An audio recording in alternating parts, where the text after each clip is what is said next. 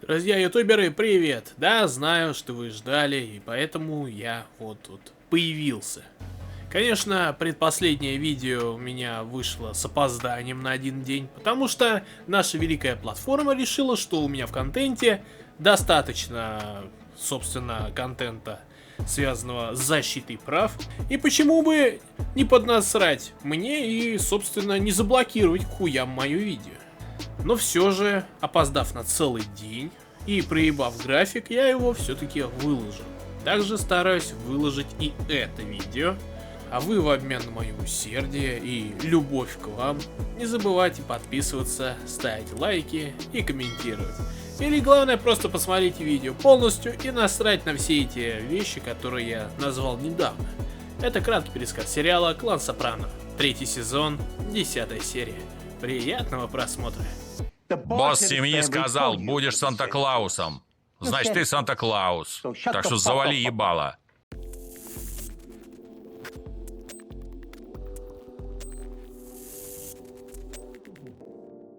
Тони Пусси и Джеки Април тусуются вместе. Сначала то они сидят в одной кафешке, потом они гуляют, опять сидят в другой кафешке, разговаривают про баб и про все криминальные дела, которые скоро им сулит, собственно, решать. Воспоминания о старых друзьях, которых уже рядом нету. Ну и еще когда у Тони были волосы на башке.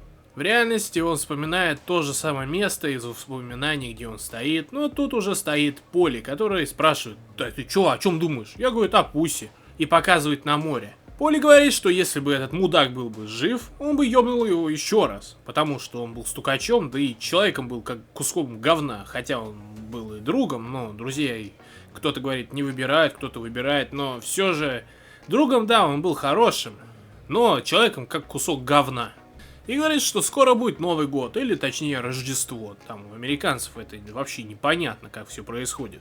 Тони решает одеть на себя роль Деда Мороза и делать для людей, не для всех, а для тех, кто ему дорог, что-то хорошее. Кармелин хочет захреначить классное белишко, только не знает какое. Одно ей натирать, второе ей не нравится, третье она думает, что это все турецкая или китайская подделка. И как бы не знает, что ей купить. Так что надо найти человека, который разбирается в нижнем женском белье. С таким тупым ебанутым вопросом он приходит именно к той женщине, которая, скорее всего, его лучше знает, чем он сам, хоть и общается с ней несколько лет. Его психолог Мелфи. И она говорит, что у женщин разная микрофлора и организм, и сама кожа, так что тут трудно сказать. Скорее всего, прислушиваться к мнению экспертов, которые сходятся на нейтральной позиции. Но если мы перестали разговаривать уже про трусы, может поговорим про личные проблемы?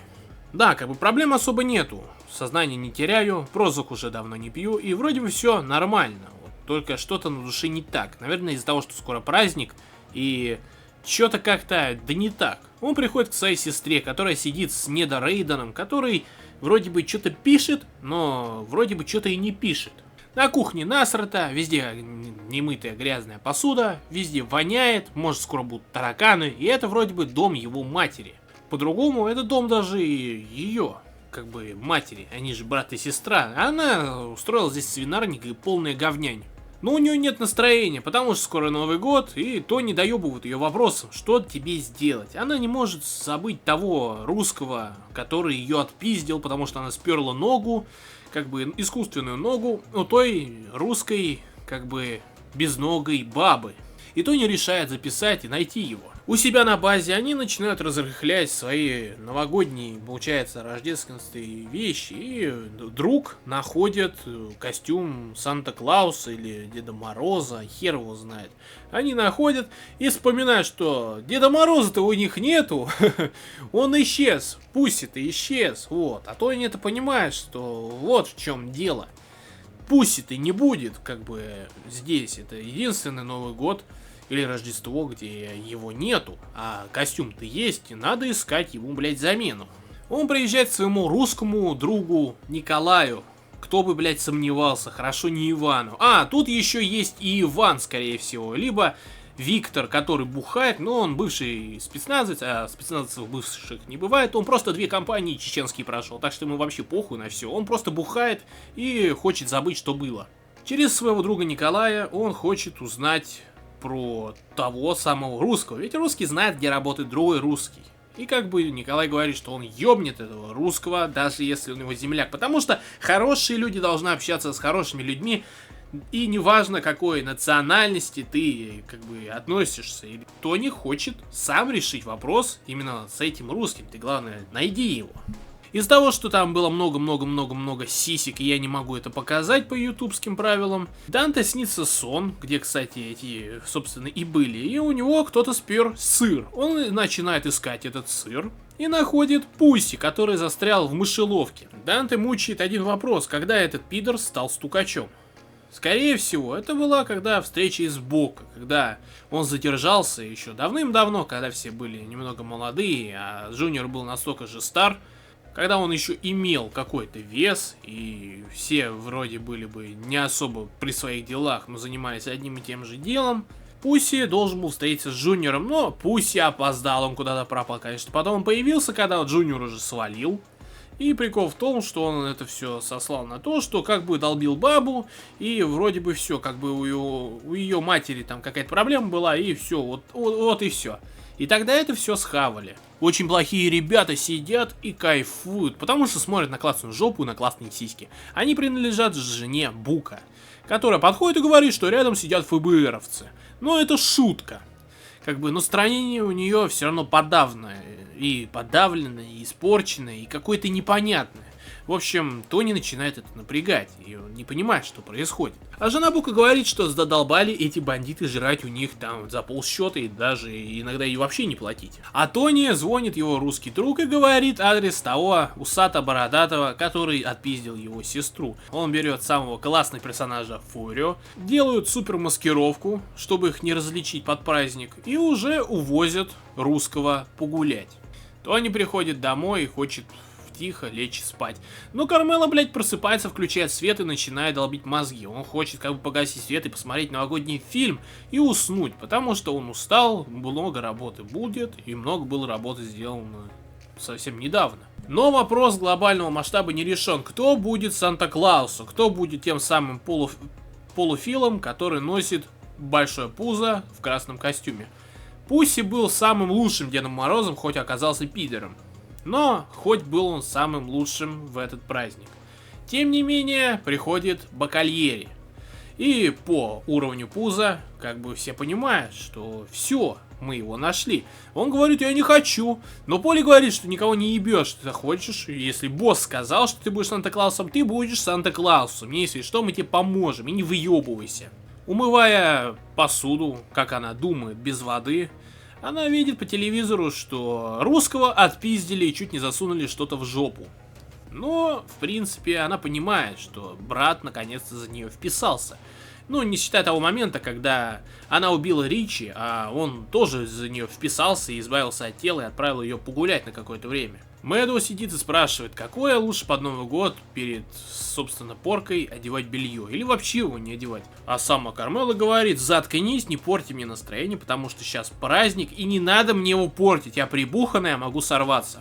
Тони, который опять наебенивается, решает подойти уже, собственно, узнать, в чем проблема к жене Бука, которая недовольна. Она говорит, что как бы у ее мужа яиц нету, а она, как амазонка, говорит все на чистоту. Ее задолбали вот эти приходы бандитов. Тони берет бандитов, и они идут искать другое место. И из-за того, что опять правило Ютуба, много всего запрещенного я не могу показать. Но там, помимо горы сисек и жоп, Тони, оказывается, смог найти каким-то образом с подсказкой своих пацанов Джеки, который уже хотел, но не получилось. Но получится у него с Тони в туалете, потому что сначала он будет унижен, отпизжен, и скоро еще у него отберут ствол. Оббуханный Тони просыпается днем и начинает педрить мозги жене. Но жена уже на зоне, как спецназовец, начинает педрить ему в ответ мозги со всех фронтов. Он смотрит на Бакальери в этом ебанском красном костюме и вспоминает своего классного друга Пусси, который любил прийти ужратый вот в этих воспоминаниях, когда Криси еще был маленьким таджикским пиздюком, который ни хрена не занимался ничем, не было у него машины, ни Адриана, и вообще ничего не было, просто бегал. И Джеки был жив, и Джеки младший не занимался херней, а учился. И тогда, конечно, да, были маленькие терки, но, наверное, Только сейчас становится ясно, почему этот мудак был такой нервный, и почему он постоянно начинал вот эти разные разговоры про дела, которые либо они завершились, либо они идут, и где участвует Тони. В Бакальере начинают расспрашивать Толстого Мороза, как у него дела, и что они хотят подарки, но он боится детей, не понимая, почему у него самого как бы 2 ребенка хоть, как бы и вроде жена есть, и настроение есть, но все равно дети его как бы любят, но все равно они не знают, наверное, кто это. Либо просто притворяются, что они не знают, кто это. Им плевать, главное, что праздник, день подарков. Уже вечером и сидят и разговаривают про то, как было, то, как, в принципе, не могло, в принципе, быть. Потому что сейчас праздник, и надо держать нейтралитет по отношению к жене, по отношению к дочери, любовнице вроде все отправил. Проблемы все решил, и вроде список, который я старался специально делать маленький, вроде бы решил. Кто не понимает, что сегодня день праздников. Криминал криминалом, но праздник надо делать вместе с семьей. Семья — это самое главное. Поэтому семья будет сидеть на жопе ровно, кроме его дочери, которая скажет, типа, я пойду гулять. И сын уже съебался куда-то, непонятно. И останется он только один со своей женой, думая про загорелую задницу Глории, и будет сидеть в классных, теплых, скорее всего, полурваных носках и пить что-нибудь горячее. Может быть, даже какой-нибудь шоколад или молоко. Пока, конечно, не случится.